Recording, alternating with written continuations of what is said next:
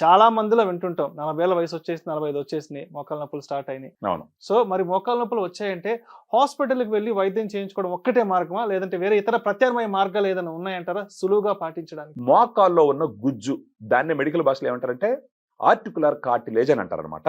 మృదులాస్థి అంటారు మన తెలుగులో.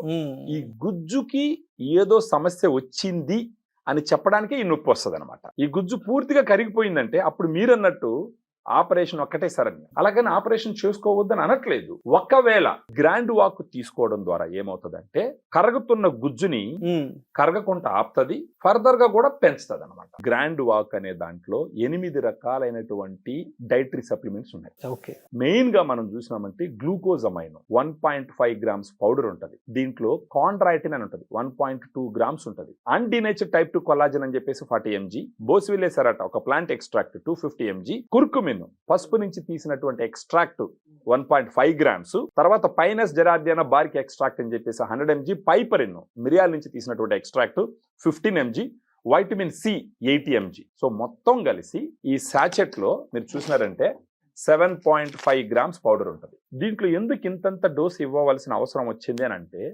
పరిశోధనలు చేసినప్పుడు, అదే క్లినికల్ ట్రయల్స్ అంటారు. ఆ క్లినికల్ ట్రయల్స్ చేసినప్పుడు ఈ మోతాదులో వాడినటువంటి సందర్భాల్లో మోకాల్లో గుజ్జు పెరిగి వాళ్ళ నొప్పి తగ్గి, వాపు తగ్గి వాళ్ళు ఫ్రీగా నడవగలిగినటువంటి సిచ్యువేషన్.